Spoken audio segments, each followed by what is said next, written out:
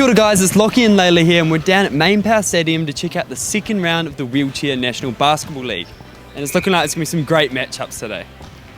Awesome, yeah, and we've got heaps of athletes from all around the country today competing. We've got the finals just about to kick off behind us here. Let's go check it out and talk to some athletes.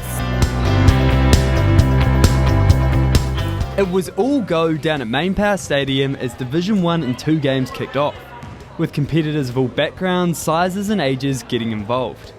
It was a close-fought game between Waikato and Northland for third, with Waikato taking the win 55-54. But then all the talk was about the upcoming final, with the Canterbury Rollars taking on the Auckland Wheelbreakers. We first caught up with Canterbury guard Slade to learn a bit more about the sport and how classification works. So the way wheelchair basketball works, so you get classified on what your disability is. So for example, 4.5 is the highest points you can be, and 4.5s are generally people who are able-bodied or have a minor disability in, say, their legs or their arms.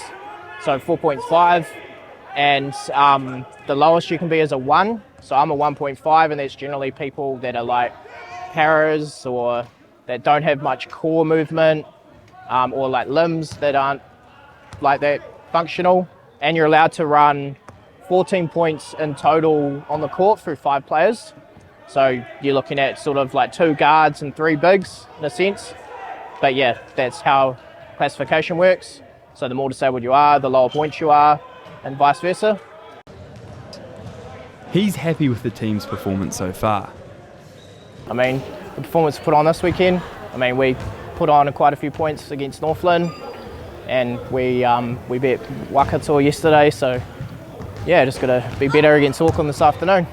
But with some players missing and already losing to Auckland in a previous game, he knows it will be tough against the side. It's going to be tough because we've got a few players out through COVID and our coach isn't here. Auckland's got a really good team, heaps of firepower. So, we just have to play our best if we want to beat them. Then, with all other games completed, spectators began to gather, and after both teams warmed up, they tipped off. It was an intense contest, but it wasn't long before the Wheelbreakers began to pull away. Despite Canterbury with some great runs of scoring, a dominant Auckland defence proved too much, taking the win 62-45. We then talked to Rollers acting captain John Weezer for his thoughts on the game. I think it was a fair reflection of the level at the moment. We've got a couple of our top players out, including our captain. So I think we could have pushed it a bit further, but you need to finish those points. But I think, to be honest, I think it was a fair reflection of the 2 teams that were out there today. But it was a wonderful final, really enjoyed it, loved the bash in them. Also representing New Zealand in the sport, John wants Kiwis to know just how big it is globally. Wheelchair basket is professional overseas. You get paid to play. It should be live on TV here. I've played in South Africa live at 7 o'clock at mainstream time. The rugby's on, then there's the wheelchair basketball. So it's a huge game internationally, and it's awesome. Despite the loss, it now evens the scoreboard, setting the stage for an epic third round final in Tamaki Makaurau. So the first round we won up in Whangarei. Okay, they've taken it off us here. Round 3 in Auckland. Bring it on. Hopefully have our top team back. We then caught up with Auckland Wheelbreakers big man Cody to talk about his thoughts on the game. We started off just trying to find our flow in terms of winning the block on the 45, just trying to get our shots right. We had an issue with our fundamentals, but once we went through the half time, things started to come in quite well, so everyone started working well as a team. Cody has a busy schedule playing for the Roller Blacks as well.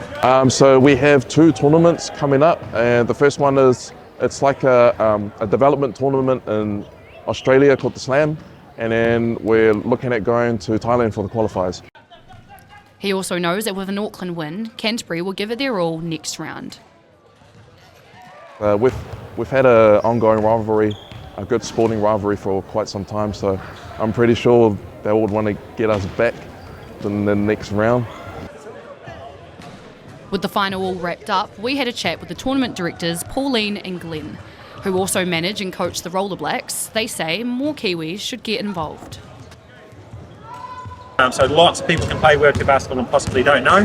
They also possibly don't know how incredible a game it is. It's very exciting and fun. So we reckon there's so much untapped potential out there across the country that just don't know what's available to them. And to focus on the sport and not the cheer. We'd love for more people to be involved in the game, to again break the stigma of being in a wheelchair, because wheelchair basketball is not about wheelchair, it's about athletes playing basketball in a wheelchair. Yeah. It was another successful tournament for the pair, with their sights now set for the next big clash.